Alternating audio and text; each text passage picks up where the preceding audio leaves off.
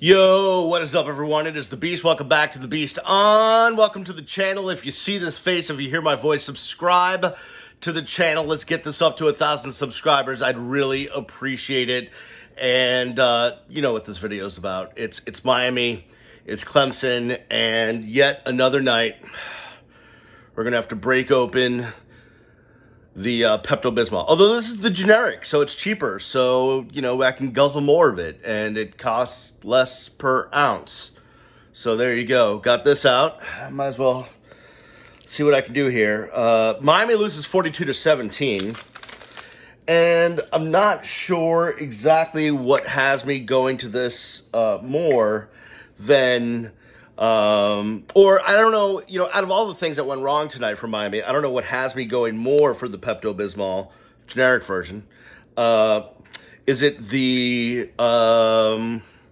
play calling that was horrific? Bottoms up. Was it the offensive line that was horrific? Bottoms up. Was it the linebacker play? Bottoms up. The wide receiver play. The over 100 yards in penalty yardage. Or just getting your ass beat on national TV once again in a big game where you're trying to prove yourself. Drink to all of it. Oh, I can't take anymore. It's been too many times. It's real simple. And I told you before, I've been saying it every video, Miami is not back. They're just not back. Are they getting there? I mean, tonight I don't think was a great test or example of that.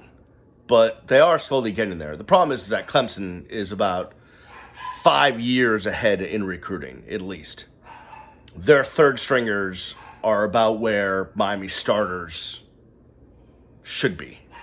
That's the biggest problem. You hear the dogs barking in the background because they're pissed off too at the night of Hurricanes football. I mean, that's what it comes down to. Is Miami surely just doesn't have enough talent.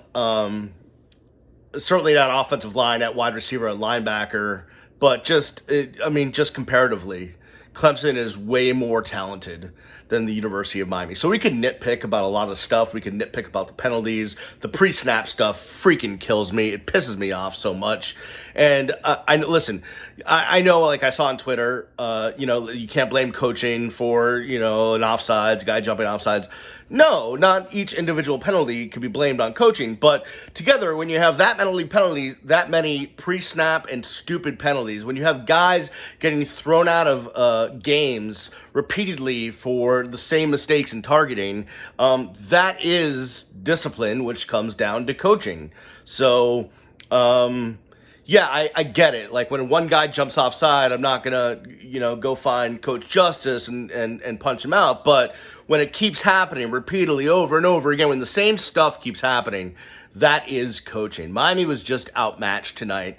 And I think really, besides the penalties, and the defensive play and my questioning of Blake Baker and Rhett Lashley, is I think the biggest thing for me is Miami just has just a horrific offensive line right now. I mean, average at best and not good enough to be at the top levels of college football. Just can't get it done. But even more disappointing, because if there's one position that the University of Miami should have at least one elite guy at, if not 2, 3, or 4 elite guys at, and very many very good guys at, and a ton of good guys at, is wide receiver.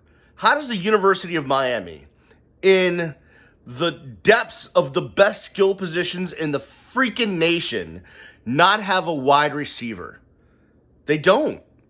No one can come back and make a play. No one can catch the damn football. No one can help the quarterback out. You might have lost Brevin Jordan for a long time. It looks like with a shoulder injury. That didn't look good. He was your best pass catcher. Now what? I'm just not impressed. Like, not with, yes, one game, Wiggins might make one good play, or Pope might make one good play, or Harley might make one good play, but overall, the position group is completely overmatched, underwhelming, and not good enough to be a Miami wide receiver group. Miami's had some bad teams since, for the last 15 plus years, but I don't think there's been a time, I can't remember, I'd love your comments on this, when they literally have not had at least one guy, when there wasn't a Jeff Thomas or a Braxton Barrows, somebody that you knew was a dynamic, game-changing, difference-making wide receiver. I can't remember a time when they just didn't have one, and they don't. Maybe one of these freshmen will turn out to be that, but they aren't now.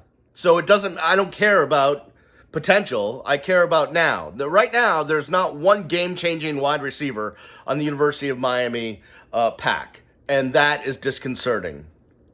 It's going to have me going back to the Pepto Bismol later. It's just not good enough. So listen, here's what we know about Miami. They're probably better than they were last year, but they're not ready for primetime yet. They're not at that primetime level. They're not at that elite level. They might be a good team, but they're not very good or excellent, that's for sure. And here's what I'm worried about, because in the past, we've seen this before, it's a couple of things. One, I'm also pissed off at, yes, you have a bye week and you come out flat against Clemson, or come out basically what looks not flat, but just not good enough against Clemson after a bye week. Then again, the talent differentials just might have been too much to overcome.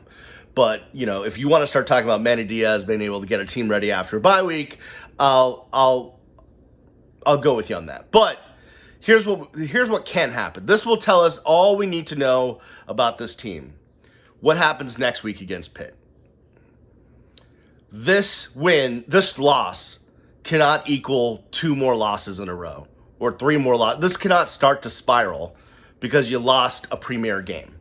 And that's what we've seen too many times over the past decade plus, where one loss turns into 2 or 3, and then you're playing in the shit eater bowl against a team that's going to rail you, even though they're from a conference you've never heard of. That's what has happened. So the way we'll find out, yes, tonight's game would have been amazing to win. Earlier in the week, I was getting my hopes up, but then more as I studied the matchup later in the week, I thought it was going to be an uphill battle. It was more embarrassing in the end than I thought it was going to be. I thought it was going to be close. I thought the rain might equal things out a little bit. Miami's lack of a running game was just pathetic, but the offensive line completely overmatched by Clemson's front, just not even close. The Clemson's front 7 turned Miami's ability to block the run or the pass into nothing. So that was horrific. But what is really going to tell me where this program is, where Manny Diaz is, where these coaches are, is whether they can get this team to get their butts get their heads out of their butts after this pounding at Clemson, don't feel sorry for themselves and get ready to play Pitt. That's going to tell me everything. That's where we're going to know everything, right there. Pitt lost to Boston College in overtime. They're not a great team. Miami should, if they're anything of a team, should be able to wipe Pitt off the field, at least win the game. If Miami goes and loses to Pitt, then we're right back where we were for last year and before that and before that and before that and before that and before that. So that's my take. Would have been fun to win. It hurts to get embarrassed. At least the Gators lost. At least the Noles lost. Although, because the Noles lost, that means Notre Dame won, and I don't like that. But you understand where I'm coming from. At least others had misery. Man, one last sip. Guys, appreciate you. Thanks for following. Again, please subscribe, share the video, let your peeps know I'm here. This is where I am in this space. Follow me on the social at Miami Radio Beast. Want to hear your comments. I'll see you when I see you. Peace.